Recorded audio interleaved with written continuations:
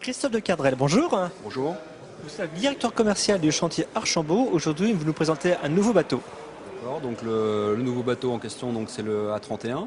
Donc c'est un bateau sur lequel on travaille depuis 12 mois. Donc c'est un projet qui est très attendu et on peut dire aujourd'hui que c'est un projet qui est aussi abouti. Donc on commence à livrer les premiers exemplaires ces jours-ci.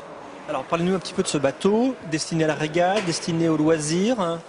Alors c'est un bateau qui a plusieurs programmes possibles. Effectivement la série des A, donc comme les grands frères de ce bateau, donc le A35, le A40 RC sont des bateaux qui sont prioritairement destinés à la course croisière en IRC, donc selon la jauge IRC.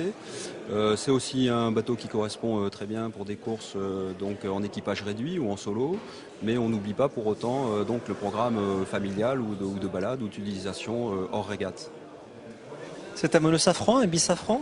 Alors c'est un monosafran donc prévu en standard. Alors on a pas mal de questions sur une possibilité d'avoir un bisafran. L'expérience qu'on a eue avec la 35, à la demande de certains coureurs transquadristes, nous a fait opter et procurer donc une option bisafran pour la 35. Donc si la demande est là pour la 31, pourquoi pas. Mais pour l'instant, on a une seule version donc qui est monosafran.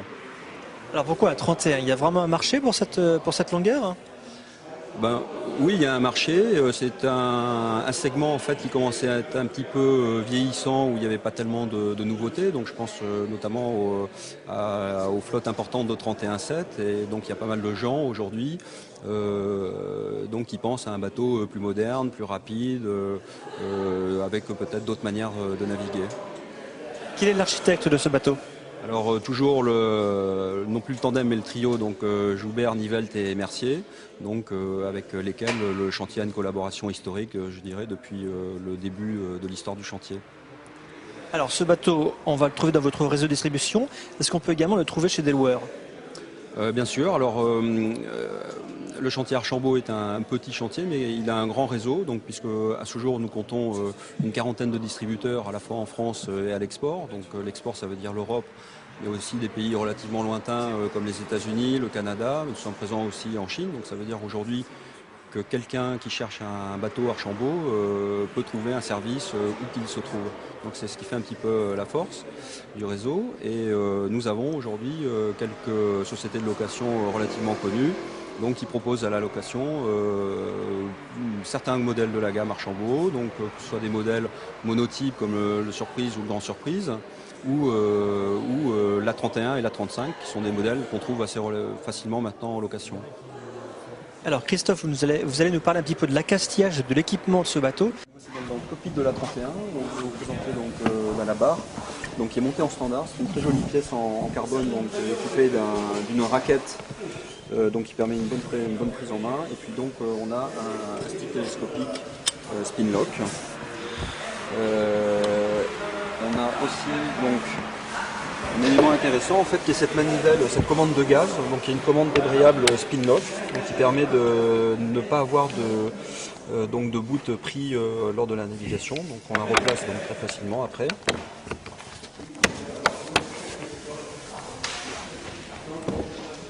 Puis après donc on a des pièces aussi intéressantes au niveau de l'accastillage puisque nous avons utilisé donc la nouvelle génération donc c'est la gamme Racing de chez Rostand Frederiksen. Donc ce sont des poulies très très légères, ce sont des poulies orbitales équipées de loops, donc évidemment qui se changent facilement en cas de besoin. Et puis on trouve enfin donc un grand coffre arrière. On a donc l'accessibilité sur toute la largeur du bateau, on va pouvoir placer un bib et beaucoup de matériel et évidemment aussi tout ce qui est nécessaire pour le pilote automatique.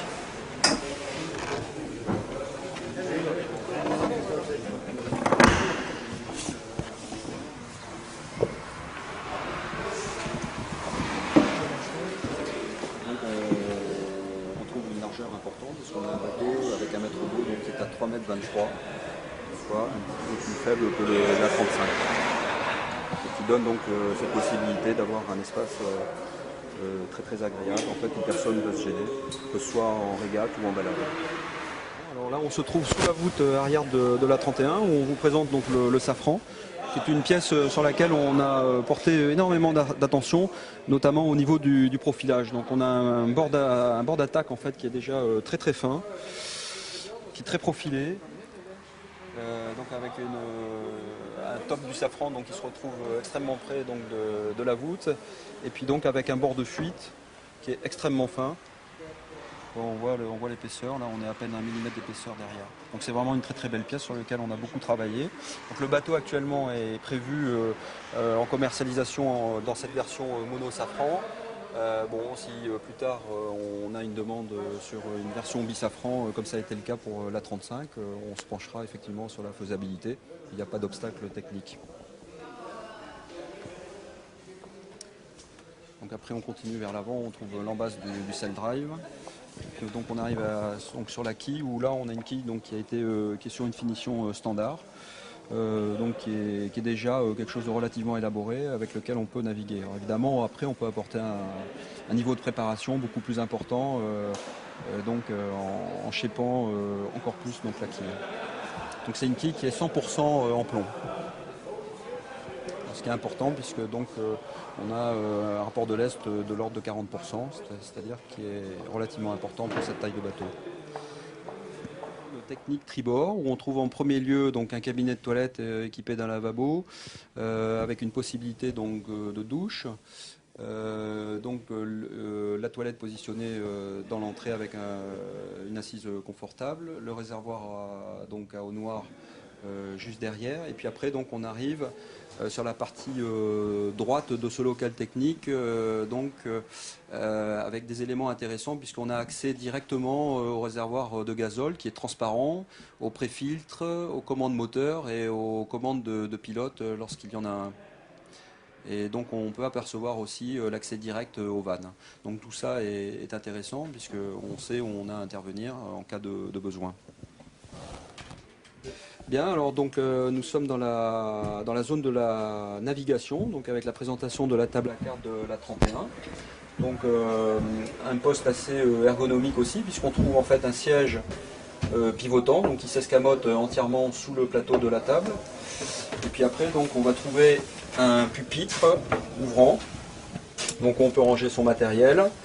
Et ce qui est intéressant aussi, c'est de noter donc la connexion pour la sortie du câble USB sur lequel on va venir brancher son ordinateur et faire sa navigation directement.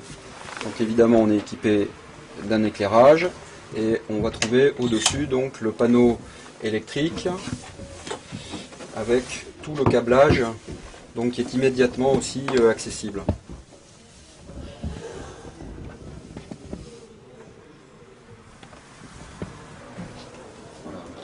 Après, au-dessus du tableau électrique, donc on va trouver aussi un équipé assez profond.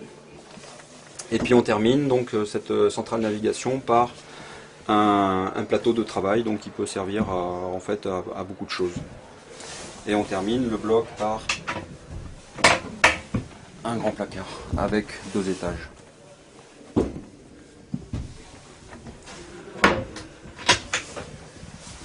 Après on continue dans le carré, donc on va trouver d'abord donc une sellerie donc assez haut de gamme avec de la microfibre grise. Donc tout le bateau est équipé de cette manière-là. Donc une grande couchette tribord, un libreton donc avec une longueur de 2 mètres, une table de carré avec des plateaux donc rabattables, couchette bâbord, et puis aussi donc on trouve de longs équipés en fait qui viennent se positionner derrière les dossiers.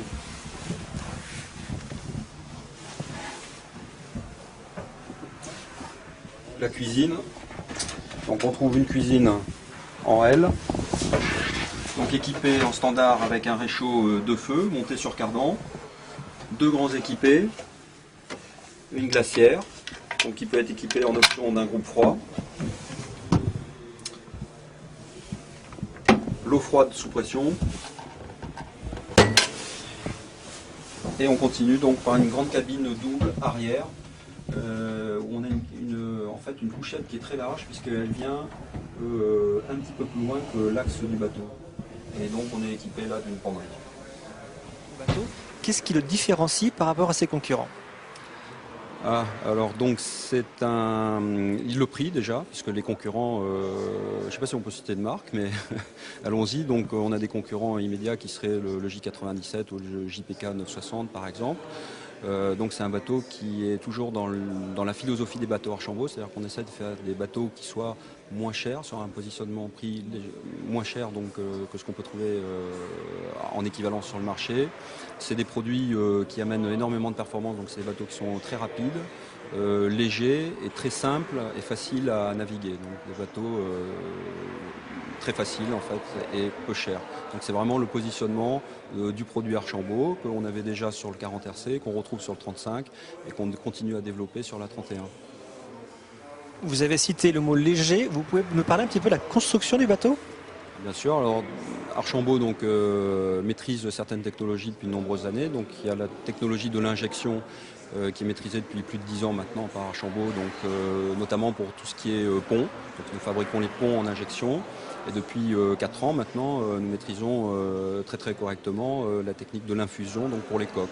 Donc l'A31 est un bateau qui a une coque en infusion et un pont en injection. Donc ce sont des choses qu'on maîtrise parfaitement maintenant. Christophe, parlez-nous un petit peu maintenant du plan d'aménagement du pont. D'accord, donc le plan d'aménagement du pont est quelque chose de très simple, comme on disait tout à l'heure. On va trouver donc d'abord un cockpit très très grand pour la taille du bateau, puisqu'on retrouve la taille du cockpit de la 35.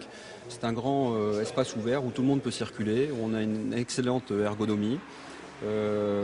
Par exemple, donc, le barreur va travailler à côté du régleur de grand voile, donc il va trouver tous les réglages à portée de main avec le contrôle chariot de grand voile, le contrôle de patara. Donc toutes les manœuvres reviennent et chacun va trouver sa place, le wincher, le piano, le numéro 1. Donc tout le monde trouve vraiment sa place sur ce plan de pont. Au niveau des accastillages, donc, pour les winches, on travaille avec Lumar, donc on va avoir 4 winches Lumar. Tout ce qui est bloqueur vient de chez Spinlock.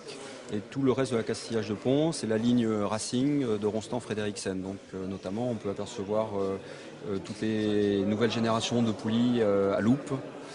Donc toutes ces sortes d'accastillage donc maintenant sont en série sur nos bateaux. Christophe, merci beaucoup pour cette interview à propos de l'A31 et puis nous attendons avec plaisir de l'essayer. D'accord, merci beaucoup.